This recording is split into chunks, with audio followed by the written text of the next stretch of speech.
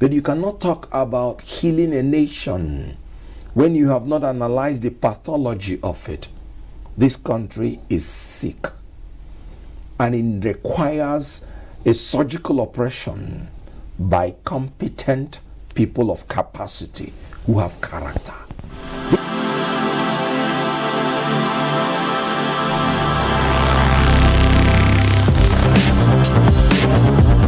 So joining me in the studio is the spokesman to the Labour Party and the film actor Kenneth Okonkwo. Welcome to Political Update. Thank you very much, and thank you viewers at home for joining us. You know, when you ask some politicians from the other side of the divide, they will always tell us you have no structure. Your party has no structure, and that will going to be a great setback during the elections. Are you comfortable with that, or you have the structure and they are just trying to use that against you? Well, let us first of all acknowledge that our beloved country is now on a high-speed train racing to extreme misery, racing towards extreme poverty, racing towards extreme degradation and deprivation for the citizens, and of course, racing towards state collapse. It is staring us in the face. So when these people talk about structure, you can see the structure that they have, where it has taken us to as a nation. Structure of criminality, structure of incompetence, structure of corruption, structure of insecurity, structure of impunity. Now, let me tell you something. Senator Dati Baba Ahmed will always tell you, when the killing stops, the healing will start. But you cannot talk about healing a nation when you have not analyzed the pathology of it. This country is sick, and it requires a surgical operation by competent people of capacity who have character. This is what P2B and Dati Baba Ahmed has come to do. As a matter of fact, their emergence is to satisfy the yearning of Nigerians for a new beginning. Okay. So the structure that they are saying was already there. Okay, so how would you going to address? You have highlighted some of the problems. Yeah. The question Nigerians will ask always, how? How? Very good. Let us first of all start with their manifesto, which is our pact with Nigerians, creating a new Nigeria. Let us start with their commitment to offer honest and competent leadership to deliver on their 7 priority areas, which is, of course, you may have heard, securing Nigeria by ending banditry, insurgency, and terrorism, and uniting Nigeria by making sure that you're leaving nobody behind. Shifting emphasis from consumption to production through production-centered economy, driven by agrarian revolution and export-oriented industrialization. Then you're talking about restructuring the polity through effective and institutional reforms to aggressively fight corruption, entrench rule of law, and ensure the establishment of honest and efficient civil service. So how would you achieve that? How? Good. Let me take the issue of security. Yeah. There are 7 areas. Then let me concentrate so that I will take you on A, B, C on how they will do it. Okay. 1, they will activate all the international cooperation and regional arrangements. Nigeria is a very unique country, the last country in West Africa and the beginning of the Central Africa. So you're dealing with 2 regional blocks.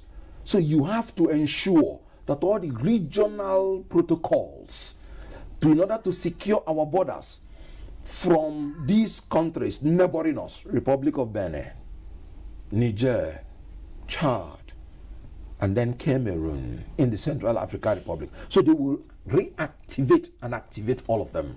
Secondly, they will increase the personnel of the armed forces increase their number. As you can see, we are 200 million persons, and we are only manned by a police force that is about 300 and... But currently they're recruiting 10,000 yearly. I'm coming to that. They will increase the personnel, they will properly equip them, they will properly fund them, and they will deploy state-of-the-art technology. We are in a technological state. Then again, they will recreate community relations between the community and the security forces to build public trust and build national intelligence. That's human intelligence that will help the security forces to do their work.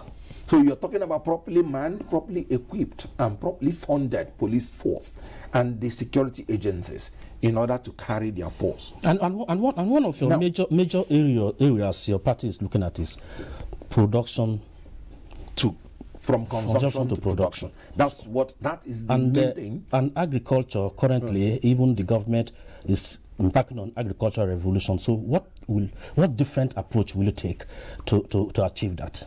First of all, when you're talking about shifting emphasis from consumption to production, you're talking about utilizing our huge investment in arable land, huge endowment. Look at us. We have 923,000 square meter of arable land. Only 2.5% has been cultivated. How do you do it? Mechanization. You mechanize. And when you mechanize, what do you do next? You increase access to finance to these farmers. Then you provide materials for them, like seedlings. Then you educate them.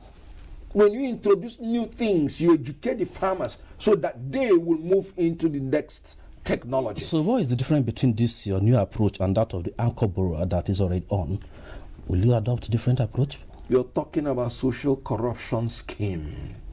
When I'm talking about investment, do not punctuate me with the sad situation this government has put us in. You saw them displaying pyramids, purportedly rice, and you cannot buy the rice except you pay 40-something thousand naira per bag. That is pyramids of poverty.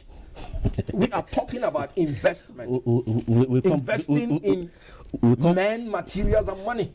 We are talking about transforming agriculture and making it technologically driven through the application of scientific and technological innovations to create digital economy. I want to tell you something. This government of Peter Obi and Dati, they want to enhance the human capital of the Nigerian youths for productivity and global competitiveness through world-class research and scholarship, through quality health care and entrepreneurship education. That is vocational education. That is quite interesting manifesto you have there, but we'll still come back. Parties like they are still battling with the issues of recognition by INEC, and I think even NNPP, they have similar situations. Do you have any within the party in terms of, because you have to have a good home before you can even have that, extend that to the public. So are you having internal party crisis, or if you don't, how do you manage them? Well, first of all, Labour has shown itself to be the most unified party, at least around the candidacy of Peter Obi.